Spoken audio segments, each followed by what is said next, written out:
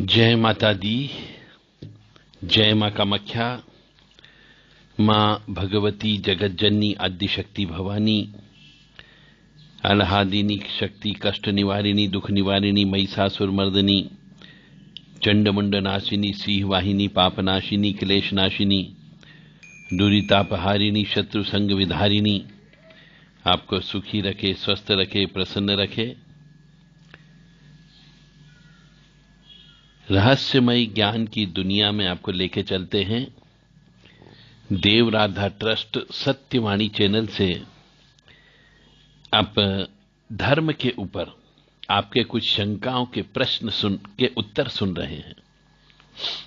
बहुत छोटे छोटे हैं, परंतु कभी कभी पूजा में मन नहीं लगता है, इसलिए ये प्रश्न उत्पन्न होते हैं। प्रश्न ये है कि स्त्री हो या पुरुष हो, कोई भी हो, यदि वह जप करते हैं, पूजा करते हैं, पाठ करते हैं, तो यदि पुरुष है तो उसको अपनी ब्रह्मरंध्र यानी सिर के ऊपर की चोटी के बाल के वहां पे गठान लगा लेना चाहिए। तो फिर सिर पर कपड़ा या टोपी या साफा रखने की आवश्यकता नहीं होगी। जैसा कि ये प्रश्न जिन सज्जन के द्वारा किया गया है, वो काफी जप तप और हवन करते रहते हैं। तो उन्हें एक दिन किसी महाशय जी ज्ञानी पुरुष से ये सुन लिया कि एक तो जब भी जप करें तो हिलना डुलना नहीं चाहिए, और दूसरा उनने ये सुन लिया कि जप करते हैं तो जप का प्रभाव आपका जो ब्रह्मरंध्र के माध्यम से ब्रह्मांड में चला जाता है और वो आपके काम नहीं आता है, इसलिए सिर पे कपड़ा रखना चाहिए। अब जब से उनने ये चीज सुनी, तब से उनने जप करना बंद कर दिया कि सिर पे कपड़ा रखना ही रखना पड़ेगा, रख करके ही करो, और आसन भी होना चाहिए। अब उनके मन में शंका पैदा होगी कि मैंने अभी तक जितने भी जप किए लाखों, क्या वो जप मेरे काम नहीं आ रहे? उनका मॉरल डाउन हो गया, उनकी इच्छा शक्ति कमजोर हो गई कि मेरे द्वारा किए गए जप सब बेकार हो गए, मेरी मेहनत बेकार हो गई। तो इस तरीके से मन में विचार आने पर उनकी विल पावर कम हो गई, इच्छा शक्ति कम हो गई, पूजा करने की शक्ति कम हो गई, सिर्फ इस शंका की वजह से।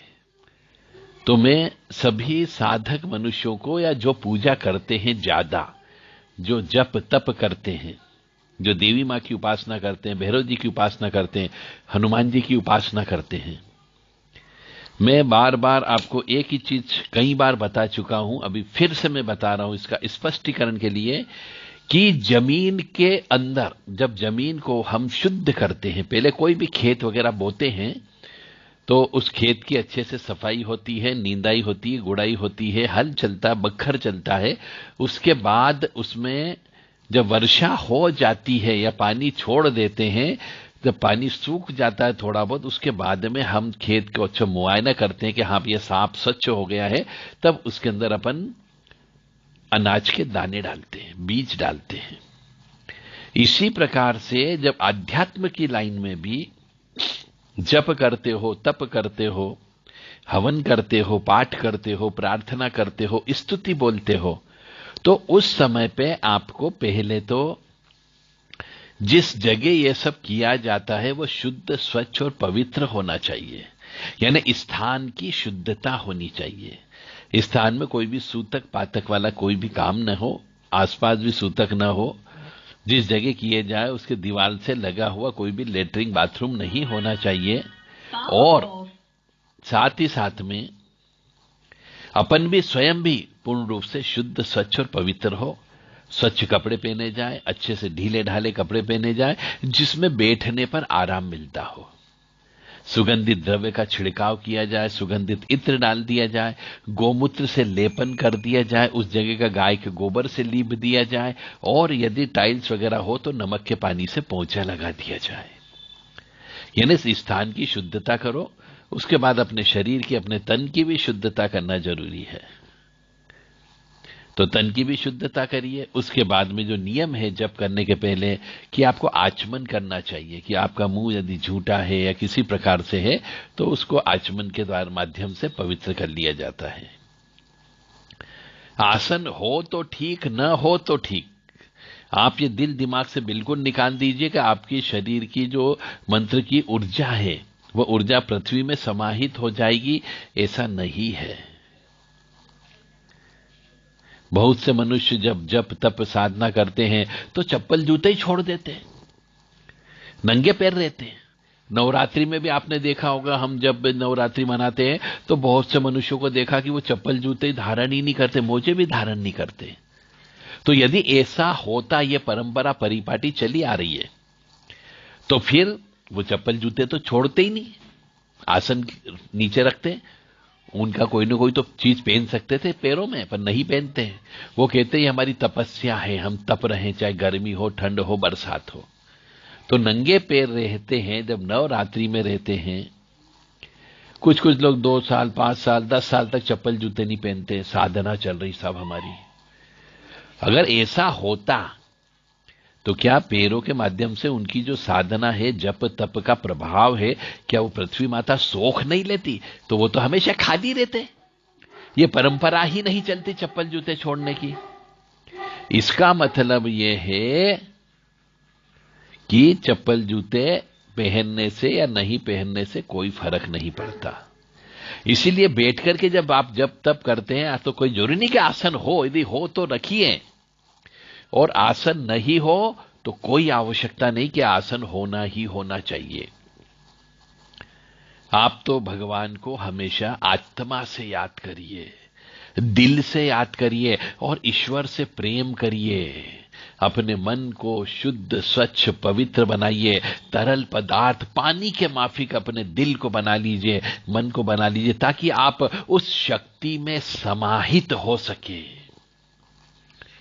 यदि जब तक आपका मन पानी जैसा नहीं होगा तब तक आप उस शक्ति में समाहित नहीं हो सकते, तब तक आपको सिद्धि नहीं मिल सकती। तो सब चीज है दिल की और आत्मा की। शुद्ध होना चाहिए, पवित्र होना चाहिए और कल्पनाशील होना चाहिए मन।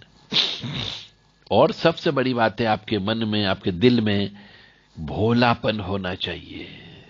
एक बच्चे जैसा दिल आपका होना चाहिए। तो मां भगवती की या हनुमान जी की या भैरव जी की या किसी की भी जिसकी आप साधना कर रहे हैं वो सिद्ध होती है। और जब तक आपके मन में छल कपट प्रपंच होगा, सिद्धियां नहीं आ सकती। तो आप अपने आप को बदलने का प्रयास करो, पानी जैसा बनने का प्रयास करो। कि कोई व्यक्ति यदि शराब में मिलाए तो वो शराब बन जाती है, कोई यदि कलर में मिलाए तो उस कलर का बन जाता है, कोई दूध में मिलाता है तो दूध बन जाता है, और कोई पानी को यदि पीता है तो पानी के रूप में उसको पी सकता है। जहर में मिला दे तो जहर बन जाता है। तो जैसा भी हो, पानी जैसा आपको बनना है।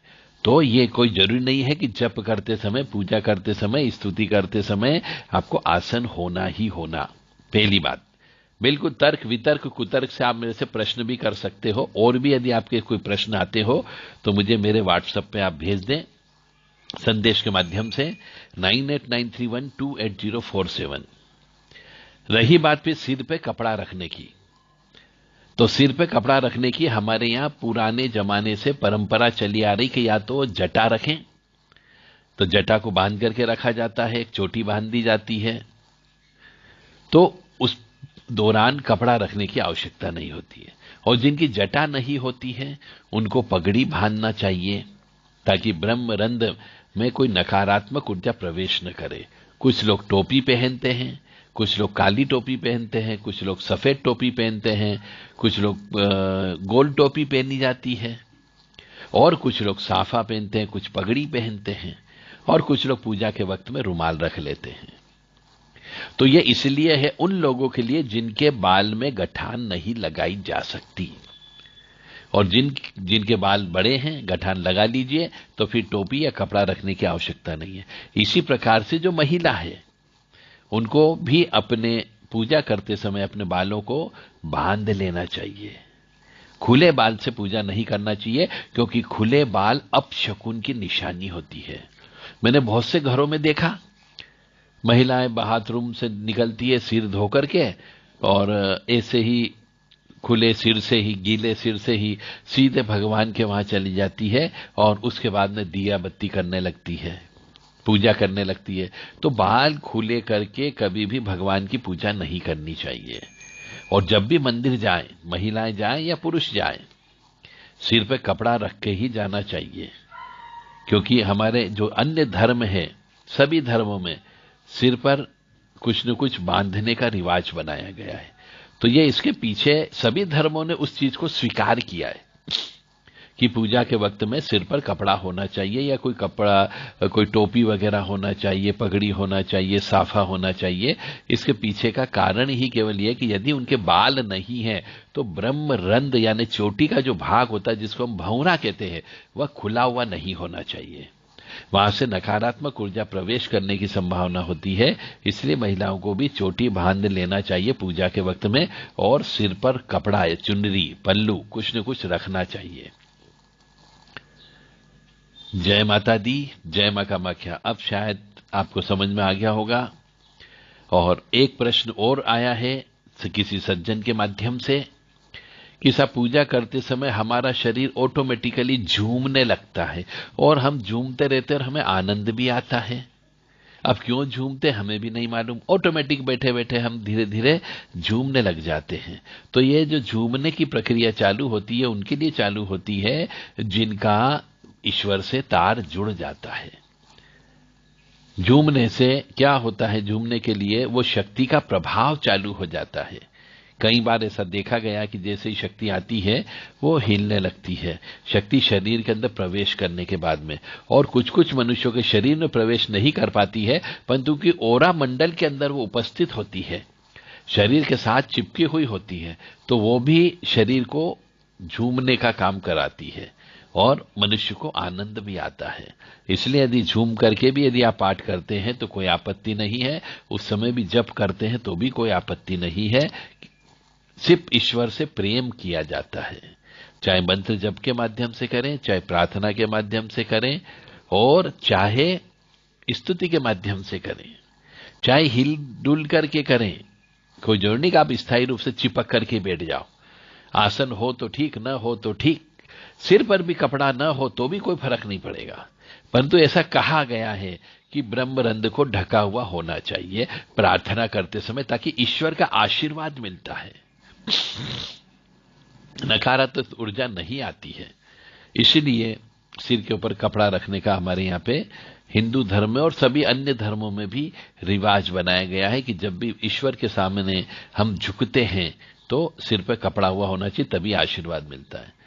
तो जो भी महिला या पुरुष मंदिर जब भी जाते हो, किसी भी मंदिर जाते हो, तो अपने सिर को हमेशा ढका हुआ होना चाहिए, तो ही कृपा प्राप्त होती है। विशेष तौर से स्त्री के मामले में तो ये अत्यंत आवश्यक है कि उसे देवी देवता के सामने जाते वक्त अपने सिर पर कपड़ा अवश्य ढक करके ही रखना चाहिए। बाल खुले करके भगवान के सामने नहीं जाना चाहिए, क्योंकि खुले बाल जो है अपशकुन की निशानी होती है। स्त्री को बाल सिर्फ अपने पति के सामने ही खोलना चाहिए, अन्य समय पे हमेशा बाल को बांध करके रखना चाहिए, क्योंकि स्त्री की वह शक्ति है बाल। और जो स्त्री बाल कटा लेती है, बेबी कट करवा लेती है, बॉय कट करवा लेती है, उसकी शक्ति क्षीण हो जाती है। इसलिए जिनके बाल लंबे होते हैं उनके साथ में पितृ देवता और कुल के देवी देवता की कृपा भी बनी रहती है। इसलिए स्त्रियों को बाल नहीं काटना चाहिए। जय माता दी, जय मां कामाख्या। यदि आपके और भी कोई ऐसे प्रश्न हैं अध्यात्म से रिलेटेड, कहीं पे शंका कुशंका है, तो आप सहर्ष रूप से आपका स्वागत है कि आप हमें व्हाट्सएप के माध्यम से वो प्रश्न लिखित करके भेज सकते हैं या रिकॉर्ड करके भेज सकते हैं। जय माता दी, जय मां कामाख्या। मां भगवती आपको सुखी रखे, स्वस्थ रखे, प्रसन्न रखे।